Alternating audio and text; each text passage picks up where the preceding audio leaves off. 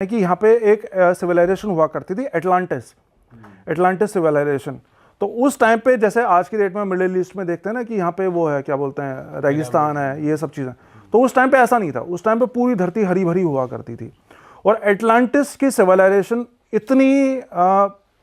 इतनी साइंटिफिक हो गई थी, इतनी एडवांस हो गई थी ना, कि उन्होंने ऐसी ऐसी चीज़ों से छेड़खानी करना शुरू कर दिया था जो कि वो कहते हैं कि हम बिल्कुल अलाउ नहीं कर सकते थे धरती के ऊपर करना। जैसे कि उन्होंने क्लोन्स बनाने शुरू कर दिए थे इंसानों के और जानवरों के। और वहीं से स्टार्ट हुई थी ये जो हम कहानियां सुनते हैं मैरमेड्स की, वेयरवॉल्फ्स की, ये वहीं से स्टार्ट हुई थी। आधे इंसान और आधे जानवर, मछली, इन सब चीज़ों की कहानियां।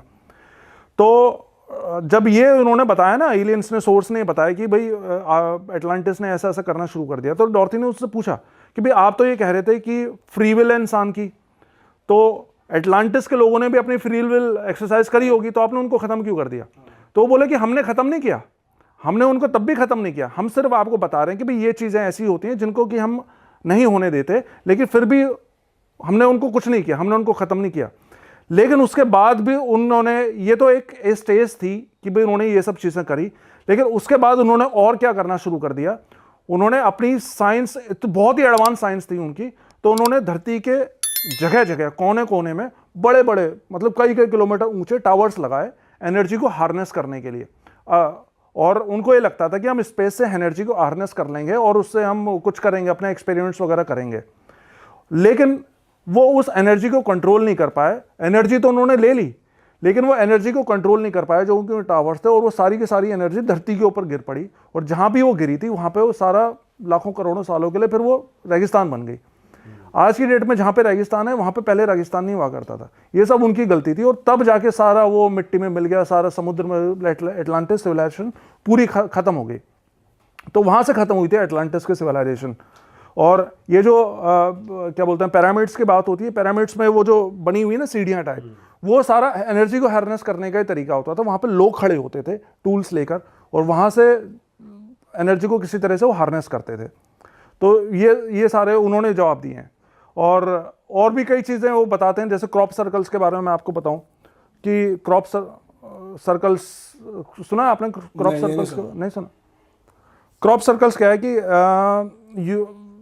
यूके में, अमेरिका में, वहाँ पे ना खेत होते हैं कई कई किलोमीटर, 10-20 किलोमीटर तक फैले हुए। तो वहाँ पे क्या होता है, वहाँ पे क्रॉप, अब ऐसे देखने से पता नहीं चलता, लेकिन जब ऊपर से देखते हैं ना तो उनको कई बार वहाँ पे आकृतियाँ बनाई दिखती हैं। तो ये पिछले 30-40 साल से ये चल रहा है वहाँ पे कॉन्सेप्ट। तो पहले तो सबको लगा कि ये प्रैंक है, वहीं के लोकल लोग ये कर रहे हैं। तो जब डॉर्थी ने उनसे पूछा ना, तो वो ये कहते हैं कि इसमें प्रैंक भी होते हैं, लोकल लोग भी छेड़खानी करते हैं, लेकिन ऐसा नहीं है कि सारे प्रैंक्स होते हैं। तो वो उनसे पूछा कि भाई आप ये क्रॉप सर्कल्स से क्या करते हो? आप थोड़ा सा मतलब एक बार इंटरनेट के ऊपर देखना क्रॉप सर्कल्स के बारे में, वो हम फोटो भी लगा देंगे। हाँ, अलग अलग शेप्स बनी होती हैं क्रॉप्स के ऊपर। मतलब होता क्या है, जैसे खेत है, खेत में जैसे भुट्टे के खेत हैं, तो बीच बीच में दब गए भुट्टे, और वहां पे एक प्रॉपर शेप क्रिएट हो गई, जो कि ऐसे नहीं दिखेगी, लेकिन ऊपर से, आसमान से वो दिखेगी, तो आपको प्रॉपर शेप बनी दिखाई देगी। तो जब उनसे पूछा गया कि क्रॉप सर्कल्स का क्या रेलेवेंस है, इसका क्या मतलब है, तो वो ये बताते हैं कि भाई आप लोग इंसान जिस लैंग्वेज में बात करते हो ना, ये बहुत ही पिछड़ी हुई लैंग्वेज है। हम जिस लैंग्वेज में बात करते हैं ना, हम बात करते हैं कॉन्सेप्ट्स में।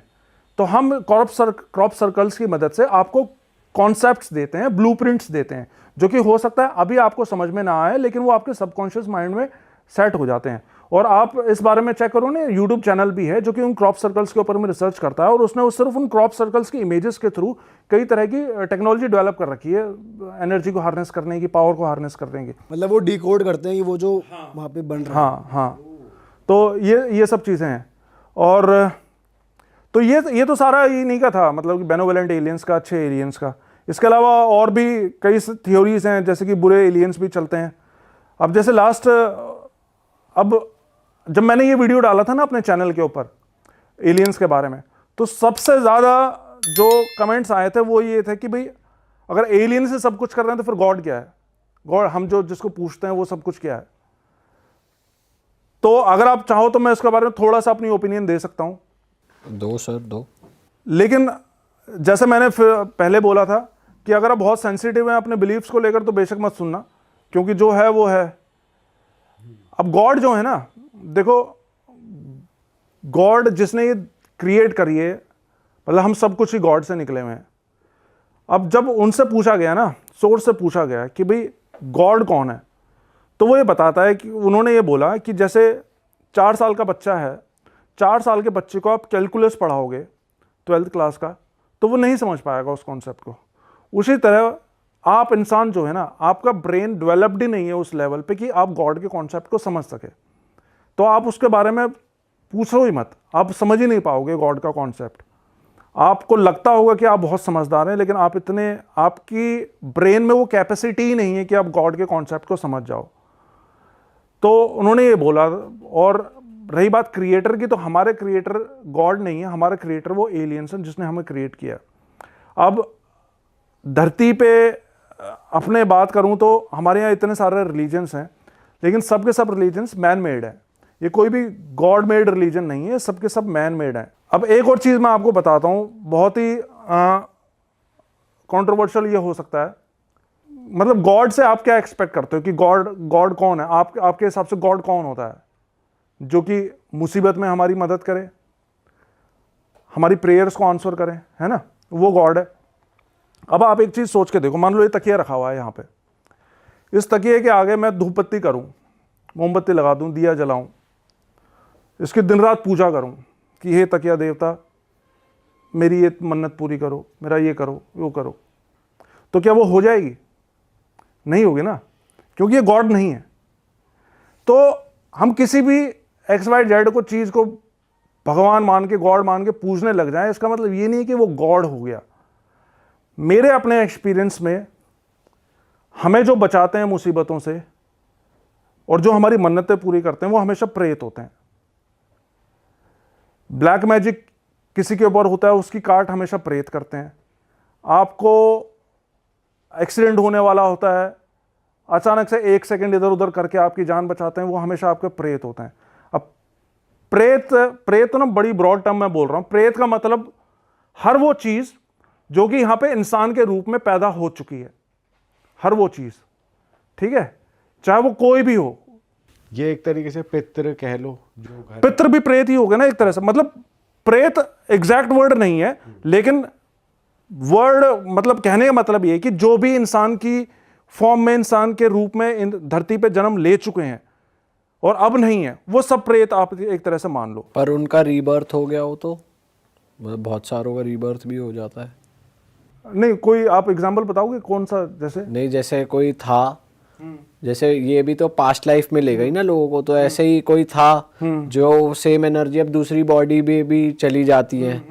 तो आप कह रहे हो जो जन्म नहीं लेती दोबारा वो यहीं रहती है, उनको प्रेत कह रहे हो आप, जो एनर्जीज जन्म नहीं लेती? नहीं, देखो जितनी भी डीटीज आप पूछते हो, मान लो जैसे पितृ का ही ले लो कॉन्सेप्ट, तो पितृ भी तो एक तरह से आत्मा ही है ना, वो भी तो एक तरह से प्रेत ही है, क्योंकि उसने भी किसी जमाने में इंसान के रूप में जन्म लिया था धरती पे, तो वो आपकी हेल्प करते हैं। मतलब मेरा जो पॉइंट है ना कहने का, वो ये है कि आपकी जो हेल्प करते हैं और आपकी जो मदद करते हैं, आपकी इच्छाएं पूरी जो करते हैं, वो मेरे हिसाब से हमेशा प्रेत ही करते हैं।